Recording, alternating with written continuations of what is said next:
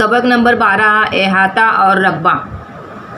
पिछली जमात में जमात चाहरुम में आप सबक नंबर 12 ही था, देखो वहाँ पर उसी में भी अहाता और रकबा इसके बारे में तफसील से मालूमात हासिल किए हमने।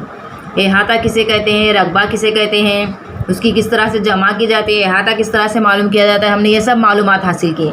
अब इसके बाद यहाँ देखेंगे बच्चों, देखो मश्क नंबर 48 हल करेंगे। सवाल दिया है ज़ैल की हर शक्ल का अहाता शक्ल के नीचे दिए हुए चौकोन में लिखिए। यहाँ पर सबसे पहले एक शक्ल दी गई है। अब इसके ज़िलों की लंबाई दी गई, देखो 18 metre, 8 metre, 8 metre, 18 metre, 12 metre. अब इसका अहाता मालूम करना है, यानी क्या करना है, तमाम ज़िलों की पैमाइश का क्या करना है, मजमुआ जो क्या रहता है इसका अहाता रहता है। तमाम पैमाइश का हम क्या करेंगे, जमा करेंगे। किस तरह से करेंगे, इसको लिखेंगे 18 जमा 8 जमा 8 जमा 18 जमा 12। अब इन तमाम की जमा करने पर जमा आती है 64। तो यहाँ क्या लिखेंगे हम, 64 मीटर, मीम यानी मीटर। इसी तरह से दूसरी शक्ल देखिए, यहाँ पर दूसरी शक्ल देखिए, इसके तमाम ज़िलों की लंबाई देखेंगे 8 सम 8 सम 10 सम 6 सम 6 सम 10 सम। कितने ज़िलों वाली शक्ल है, 1 2 3 4 5 6 ज़िलों वाली शक्ल है। तो 6 ज़िलों की लंबाई का मजमुआ क्या रहता है, अहाता। शक्ल के ज़िलों की लंबाई अहाता यानी किसे कहते हैं, ये जो बॉर्डर रहती है ना, इसको जो बंद शक्ल के तमाम ज़िलों की लंबाई का मजमुआ अहाता होता है। इस तरह जिस तरह से ये किया हमने, इसी तरह इसकी भी जमा करेंगे। यहाँ पर लिखेंगे 8 जमा 8 जमा 10 जमा 6 जमा 6 जमा 10।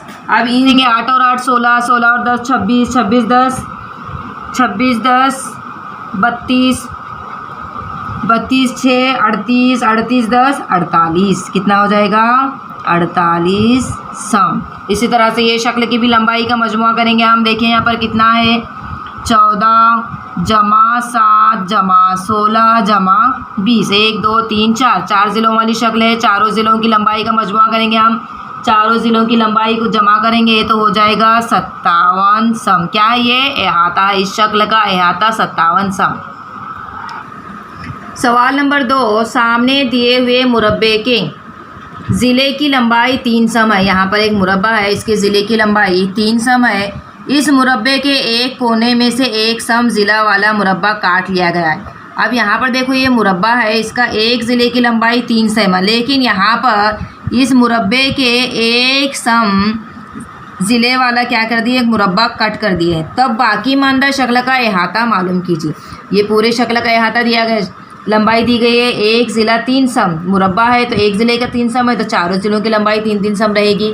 तो इसी मुरब्बे में से एक सम का मुरब्बे का एक, जिस तरह से अब देखो यहाँ पर अगर हम मुरब्बा बनाएंगे, इसको कंप्लीट करेंगे तो यहाँ पर हमें नज़र आएगा कि ये एक सम का क्या हो गया, ज़िला होकर इसको मुरब्बा नुमा काट लिया गया है।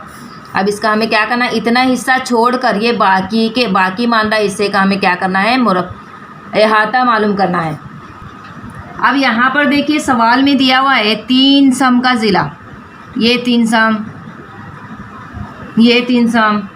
अब ये कितना होगा, 3 में से एक सम कट होगा। यहाँ पर सवाल में दिया हुआ है कि एक सम ज़िला वाला, एक सम ज़िले वाला मुरब्बा काट लिया गया है।